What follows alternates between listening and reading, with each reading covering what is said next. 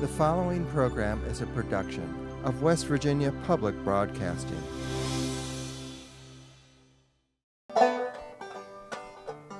West Virginia is a special part of America. For one, because of its strong connections with traditional culture, and especially its music. For 3 days each year, the Vandalia Gathering brings together an encyclopedic collection of the living masters of our traditional music. West Virginia. The Vandalia Gathering. Next on Outlook.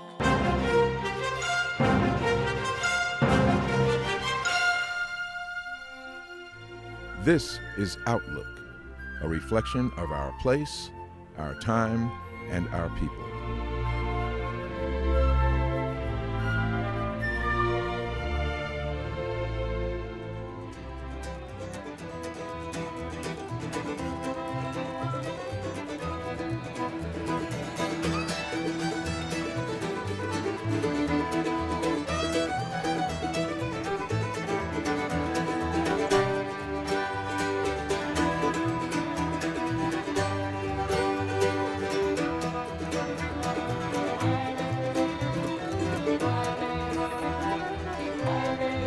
Folk culture is so strong in West Virginia, and here at Vandalia is one place where it's kind of put on a pedestal.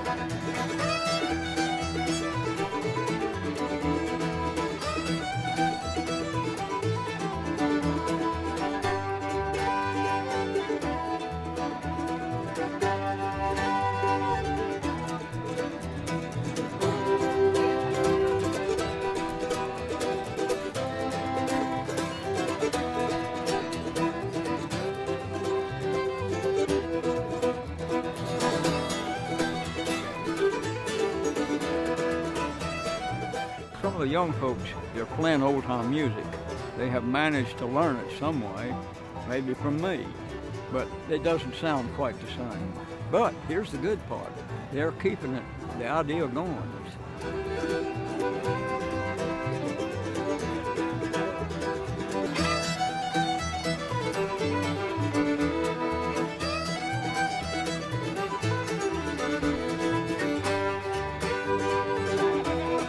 I was born with the appreciation for anything that was acoustic with strings. Just strings across wood, whether it's bowed or fretted. I just love it. I think it's a real happening music, even though it's kind of under the radar. I think traditional music, there's a whole scene going on that's very vibrant.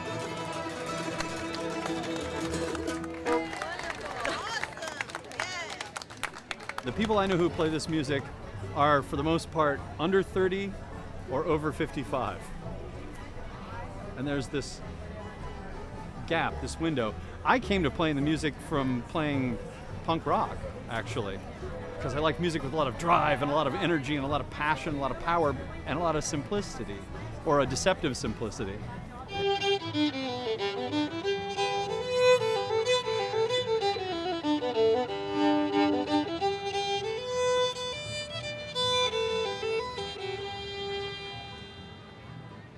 Punk is a big genre that people come over from. It wouldn't seem like it, but there's actually a shared aesthetic with old time and punk music. This kind of, do-it-yourself, gritty, back to the earth kind of thing that happens in punk music. A lot of those people are kind of they're ditching their amps and their electric guitars and picking up fiddles and banjos and stuff and finding it a heck of a lot better. So. They haven't played this in a long time. Old Dan Tucker was a fine old man. Washed his face in a frying pan, combed his head with a wagon wheel, and died with a toothache in his heel. Now that's a pretty bad shape to be in. There's more verses to these things, but some of them you can't do on the stage. You have to do it in the back room.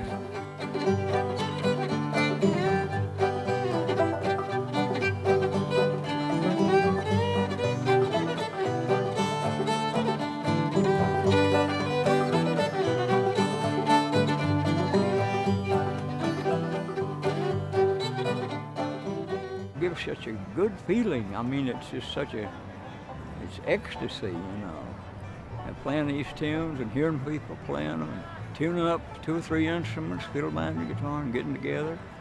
and playing, and it's a great feeling. And somebody will jump up and dance, you know. And I don't know, it just seems like it's a very plus thing for people. I don't play anything this side of 1900 if I can help it. But I played one a while back. Raggedy Ann, Ragtime Annie, Raggedy Ann. And that's about 1920 or 30. That's late for me. You get the idea. One from Poppy Triplett. Lee Triplett was one of the great fiddlers from Clay County or any place else in the world. And as he put it one time, he raised 12 head of children on a farm up on the Triplet Ridge. And if there was a dance in any place, he was the man to get because he could move your feet.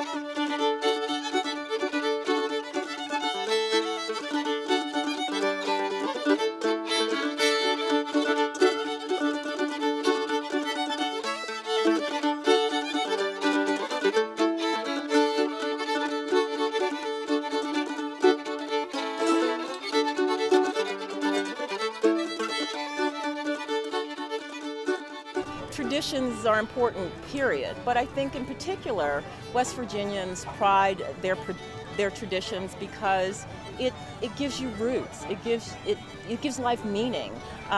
You can't know where you're going unless you know where you come from. And I think West Virginians in particular understand the importance of that kind of comment, and they work hard at ensuring that their traditions are maintained and passed along.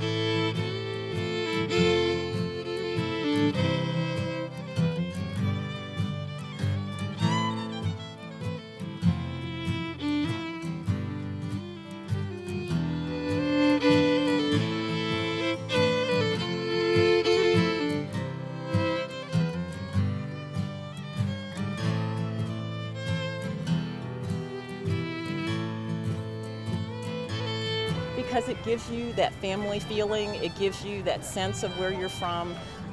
My own mother used to tell me that if you're solidly grounded, you can do anything in life. And I think West Virginians take that to heart and share it with their family and friends.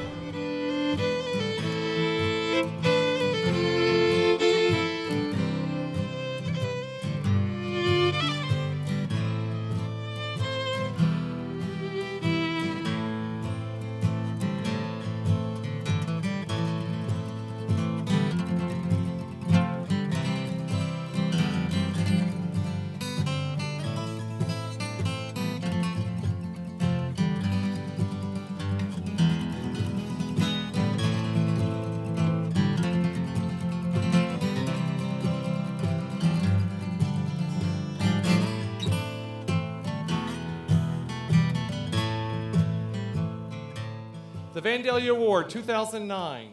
Whereas Everett Lilly was born at Clear Creek in Raleigh County in 1924, was raised in a musical household, and learned. Whereas Everett and his brother B, performing as the Lilly Brothers, became pioneers of early country music radio, appearing on stations. And whereas Everett B and neighbor Don Stover traveled to Boston, Massachusetts in 1952, where they stayed for 17 years and introduced New England audiences to the authentic American folk mountain country music.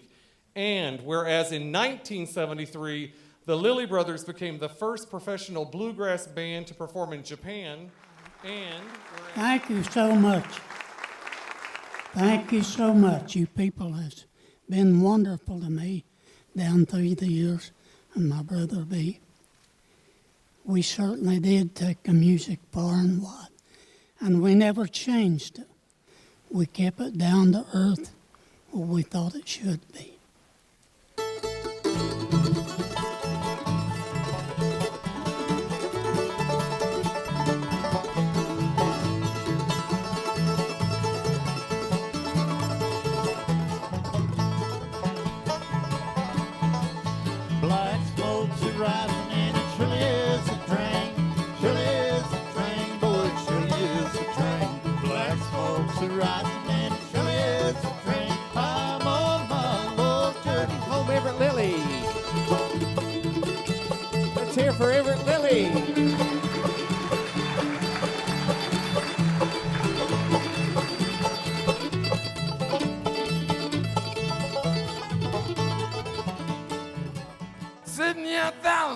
miles from nowhere, in this old one-room country shack.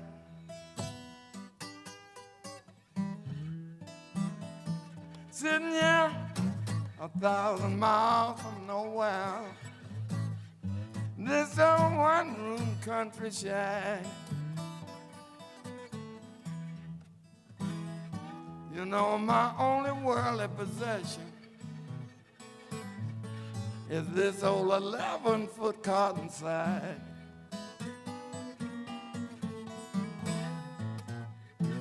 I wake up every night around midnight. I just can't sleep no more.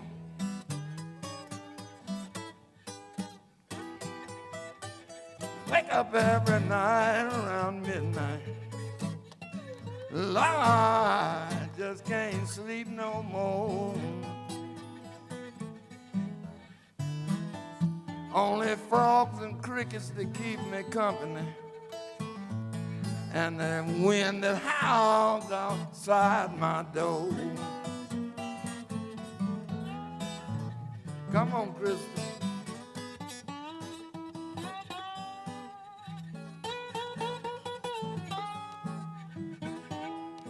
I was just talking to a couple of musicians, and I'm not going to mention them, but 30 years ago they were young guys, 30 years old, and they're now teaching the young guys. So the music certainly continues. The music today is as good as what was being played by the old timers 30 and 40 years ago. I mean, don't ever doubt it. Just go over to one of these contest stages. You absolutely will see a mastery of traditional music here. Watch how much I sling my hand. It still stays loose. Now, how are you going to do that? I'm not using muscle then. Can't be. You can't use any muscle in the back. And you still get a strong, solid sound, even though you're not hitting into the instrument. Yeah. Because all the people I listen to that model their technique off you, they have that real strong and solid sound, you know?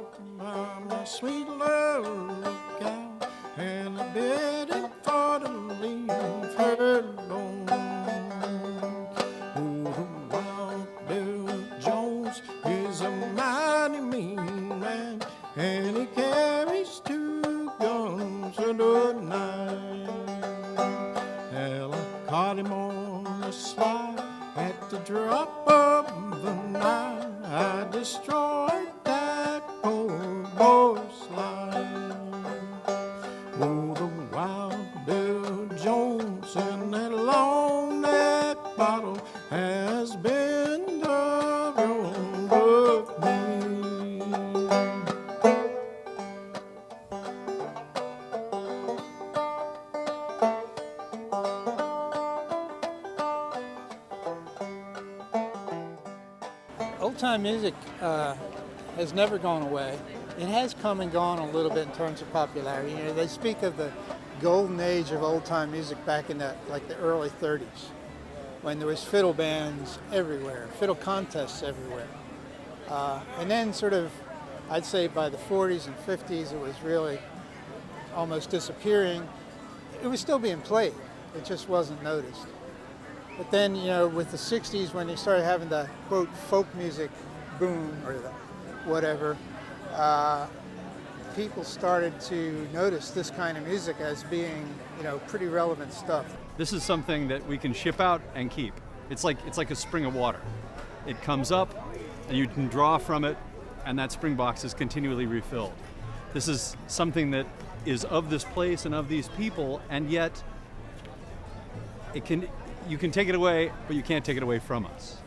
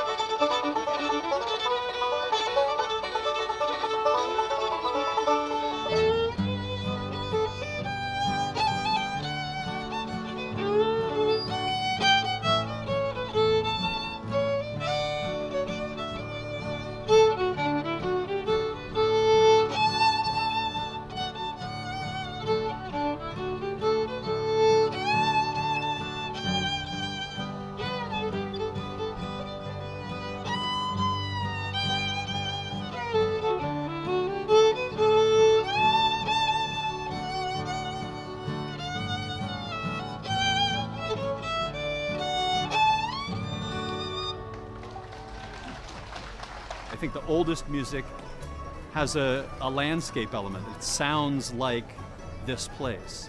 It rises and falls. It slips and turns. It goes down into the dark places and comes back out into the light. You know, it's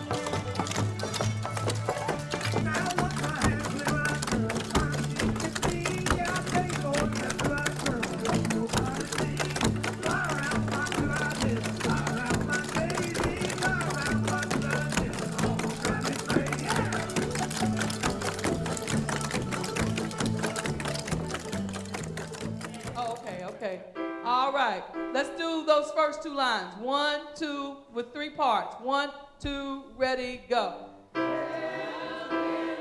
Oh, y'all so too lackadaisical. Too lackadaisical. Now that, I mean, I'm not really asking for a whole lot. I'm trying to work you in. I did pick something that was pretty hard. I realized that after I got into it. Okay? So I do apologize. I take fault for that. 3 parts. 1, 2, ready, go. Tell him just what you're going through. Listen, he's got a word for you. Ask him, let him show you what to do. Welcome to my Father's house. Come on in. Sit right down. Get on up. Get on up. Lift him up. Lift him up. Come on in. Come on in. Come on in. Come on in. Come on in. Come on in. Come on in. Come on in. Sit right down. Sit right down. Sit right down. Sit right down. Get on up. Get on up. Lift him up. Lift him up. Welcome to my Father's house. Now, we're going to work on that a little bit more, but you've done real well. Have a seat. You've done real well. I threw the hardest thing I could to you. Hail Jesus, you're my King. Your life frees me to sing. I will praise you all my days. You're perfect in all your ways. All right, you got it. Precious memories, how they linger, how they ever flood my soul. In the stillness of the midnight, precious sacred scenes unfold. That kind of singing, it does come from a deep well. It comes from doing it with my family. I have 51 first cousins in Southern Virginia and that central part of North Carolina. And, I grew up singing with them. And I would watch, they were very poor. Most of them had less than we did. But when they would sing, I would see my cousins and my uncles and aunts, and it just seemed like all their cares and their worries were just floating off. And and I knew when I was 7 years old, I want that, whatever that thing is there that they're doing. And a lot of them didn't play instruments, but when they sang, everything, all the cares were gone, and they were like levitating almost, and a child sees those kind of things better sometimes than adults do. And that's what I wanted. West Virginia, oh my home. West Virginia, where I belong. In the dead of the night, in the still and the quiet, I slip away like a bird in flight back to those hills, the place that I call home. It's been years now since I left there, and this city life's about got the best of me. I don't remember now why I left so free, what I wanted to do, what I wanted to see, but I can sure remember where I come from. Sing West Virginia, oh my home. West Virginia, where I belong. In the dead of the night, in the still and the quiet, I slip away like a bird in flight back to those hills, the place that I call home. And I think, it's something about all the other culture, what we ate, how we felt about our families, how we felt about our work, our purpose for our life, all comes out in the singing. It comes out somehow or other. And that's hard to explain that, but I feel it and you hear it in the singing. And you can tell the difference when somebody's just performing a song and when they're singing from that level. You tell the difference. In this life I have not one I thought I'd find. Let me live, love, let me cry, but when I go, just let me die among the friends who'll remember when I'm gone. West Virginia, oh my home. West Virginia,